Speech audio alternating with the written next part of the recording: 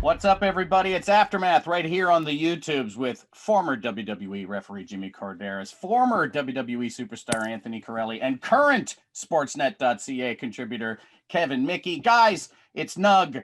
How are you? I'm fine. We're here to talk about our wins for the week that was in WWE. We're going to get started with Jimmy. Jimmy, your win comes from the world of NXT. Yeah, we don't show a whole lot of love here on Aftermath for NXT, and that's because there's so much going on in the WWE. You have Smackdown, you have Raw, but last week's New Year's Evil, the main event, that title match between Finn Balor and Kyle O'Reilly was just off the charts. And we always talk about the evolution of pro wrestling and how can you mesh old school with new school. Go back and watch that match, and that's exactly what it was. It was hard hitting, it was innovative, and it was telling great story. You know, it ticked all the boxes for me. I thought it was a wonderful match, and go out of your way to watch it. And if you know, because NXT does air on Sportsnet 360, 7 p.m. Friday nights, Eastern time. Yeah, it's funny because it's not just two things being blended. It's actually three things these days. You have the high flying stuff, right? You know, the spots, we'll call them.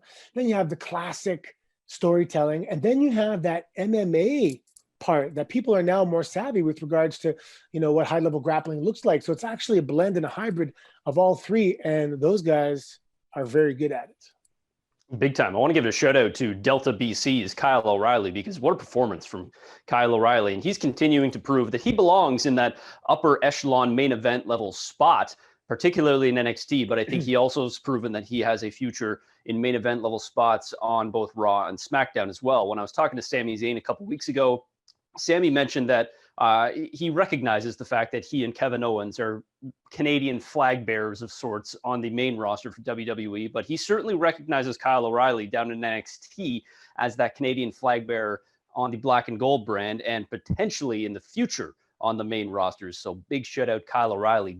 Big time performance. Good Canadian kid. Jimmy, I can't remember. Did I see Kyle in Toronto at like an indie show a long time ago? Yes. You ref a couple of those shows. Yeah, it was for a friend of mine here, and you recognized it back then. You saw it was there. It just needed a little fine tuning, and of course that's what NXT and the Performance Center is all about. But it's also about showing it too, and they show. You know, if you want to talk from an in-ring standpoint, you can make an argument that NXT delivers every week, maybe more than the quote-unquote other players. Well, that's the best part about NXT. I mean, to steal an old Norm Macdonald joke, you get to see the stars of tomorrow today. You don't have to wait the extra day. You get to see them now. And then, you know, sometimes they move the lateral move over to Raw or SmackDown, and things change, and they're not quite the same because they fit into the puzzle a little differently. But in NXT, you're kind of seeing the ideal version of these guys, and you're getting to see them do what they do best. It's really fun to watch guys get signed for how good they are and then show how good they are, rather than be changed and retooled and stuff. So yeah, I'm a huge fan of NXT, and shout out to Dexter Loomis for not saying a single word as the host of New Year's Evil. Kevin, your win is the gauntlet match. Yeah, you know what? I really enjoyed this gauntlet match for the most part, let's say. Let's start with the fact that I'm actually very upset with the fact that Sami Zayn lost so quickly. Canada's own Sami Zayn, an awful defeat, but this will be great for his documentary that he's shooting to prove there's a conspiracy against Sami Zayn in WWE. So I'm very excited to see what the footage will show in that. Otherwise, some fantastic wrestling going on in that gauntlet match, particularly big shout out to Nakamura and Daniel Bryan, because that was a super cool. It was tight. It wasn't too long, but you know what? I think that was a very good, tight, we're not going to call it a quick match, but it had everything that you would want in it. And big shout out to Shinsuke Nakamura, who appeared to have a bit of an attitude adjustment, not John Cena's attitude adjustment, throughout the last couple of weeks. It seems as though he's kind of, he's got a new groove, if you want to call it that. Nakamura doesn't look like he's going to be part of the old artist collective anymore. He's kind of moved on from Cesaro and Sami Zayn, and it looks like Nakamura is primed to break out once again. Overall, though, the gauntlet match, a lot of great wrestling throughout, so that's my win for this week. Yeah, sometimes you find, you get matched up with someone that maybe you're a fan of, or you have similar backgrounds, and you get that smile on your face, like, all right, let's, because sometimes you have to. So for example, in the past, if I was going to wrestle the Miz, just say you got to kind of conform a little bit to the Miz's style, right? And then somebody else, you got to conform to that style. But these are guys that they both kind of love the same style. So there's no sacrificing here. There's just anyway, and that's, I think, what you saw, that exciting match. No, I agree, and I agree that Shinsuke showed a lot of great diversity as well. Like you said, he faced Daniel Bryan, he faced Corbin.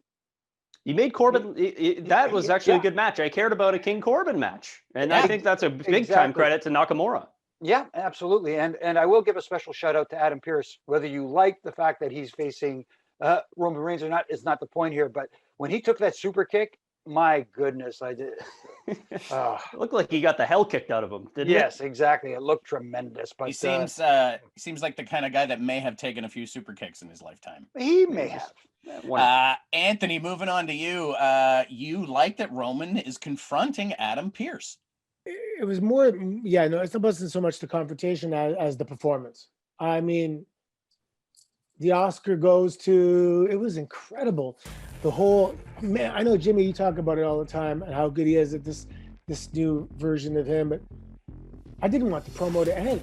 It was just awesome. And Adam Pearce did a fantastic job just, being the victim there and kind of standing up and being confused, and he didn't know what to say. He didn't want to get himself in trouble, and it was just, man, Roman is damn good right now. No, he's firing on all cylinders right now. You can't, like, what more can you say to pump up his tires? I mean, like, he is, when you talk about someone hitting a groove and it takes a while for them to find that spot, Roman is not only in that spot, he's owning it, and it's amazing. If Roman Reigns came up to me and intimidated me the way that he's intimidating Adam Pearce, Adam Pearce seems like he's a hero in the way he speaks to Roman. With what I would do, I would just cower in fear and say, whatever you want, I'm sorry, I'll do whatever you want. Yeah, big shout out to Roman, because he is intimidating as hell. Roman did figure out the loophole. Like, I can't beat up an executive, but if he's in a match, I can beat him up all I like.